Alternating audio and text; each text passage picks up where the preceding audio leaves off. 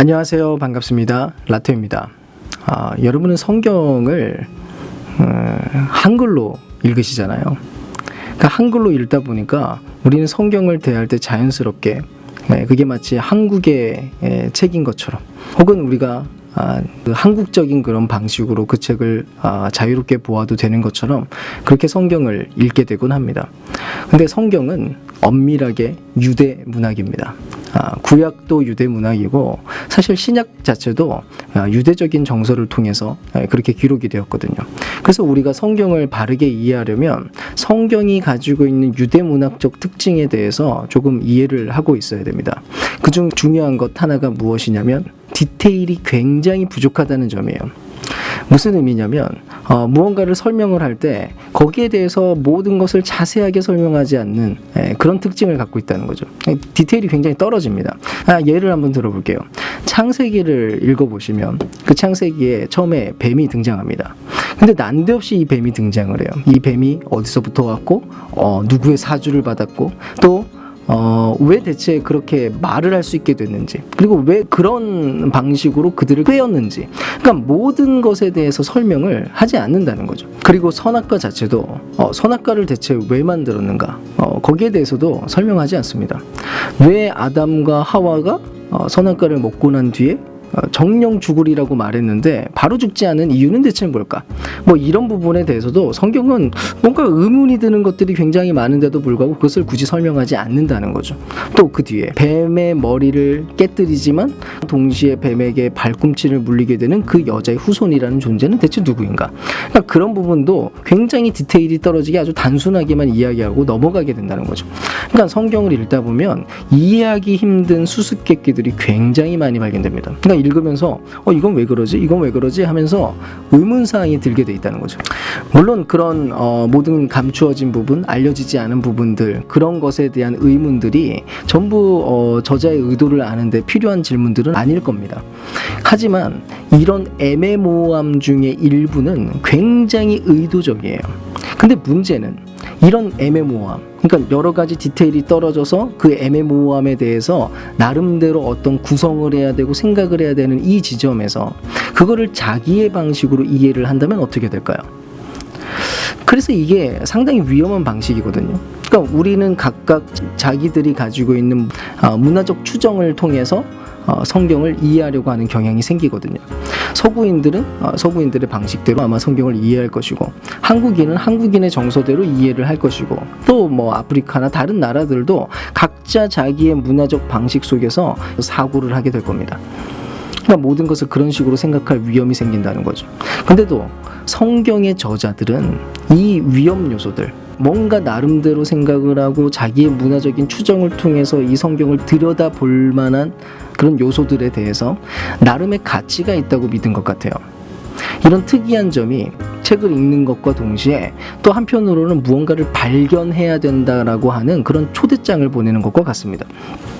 즉, 디테일이 굉장히 부족하다는 점이 의미하는 또 다른 한 가지가 뭐냐면, 성경에 기록된 디테일들이 있잖아요. 그러니까 너무 많은 부분들이 빠져 있는데, 그러면 그 중에서 특별히 기록된 그 디테일들, 그런 내용들은 그만큼 훨씬 중요하게 눈여겨봐야 된다는 의미를 담고 있다는 것입니다. 예를 들면 여자의 후손이 뱀을 상하게 만들고, 그리고 또 동시에 발꿈치를 물리게 된다고 하는 바로 그 낯선 언약, 그 얘기를 한번 생각을 해볼게요. 후손이라고 하는 단어 자체가 우리로 하여금 모든 성경 이야기를 그 단어를 중심으로 보게 만드는 단서를 제공해 줍니다. 그래서 성경을 보면 족보가 굉장히 많이 나와요. 다윗과 그의 후손들까지 흔적들을 계속해서 추적해 나가죠.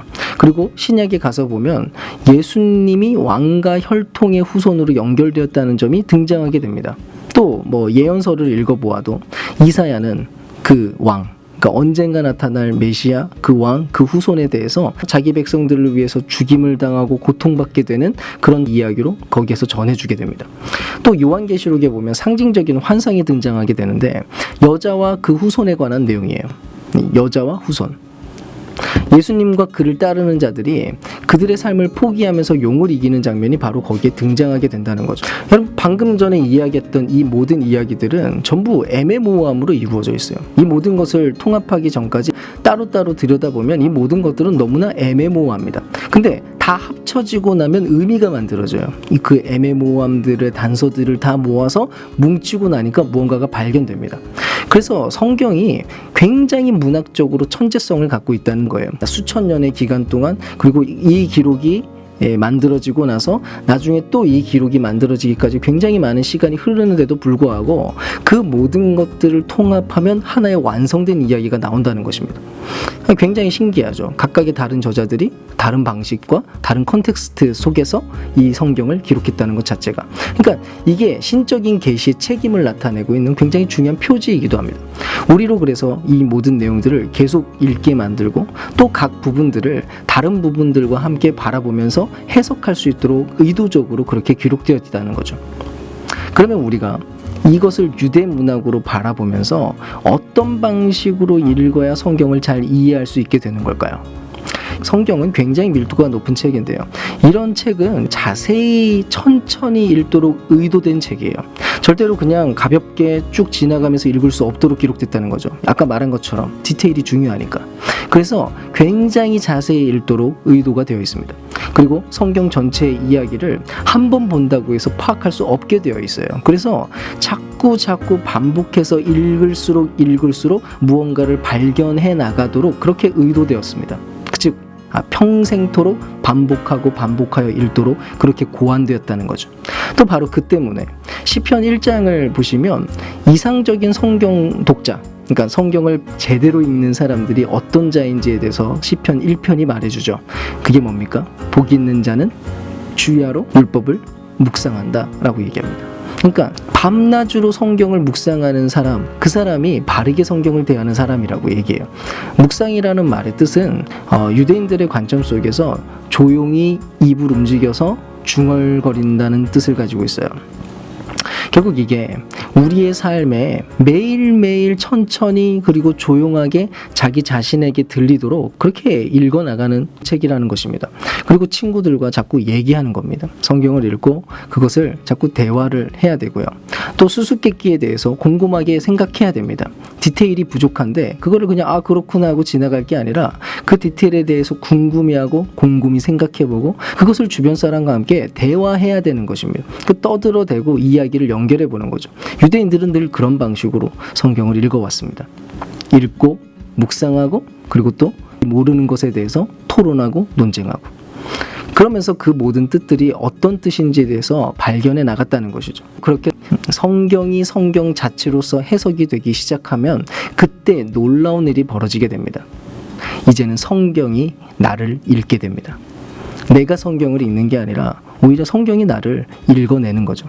그래서 내가 스스로를 발견하게 되고 내 안에 있는 문제점이 파악되게 되고 이 세상 안에서 내가 나아가야 될 나의 길과 방향에 대해서 그 모든 것들을 이해하게 되는 일이 벌어집니다.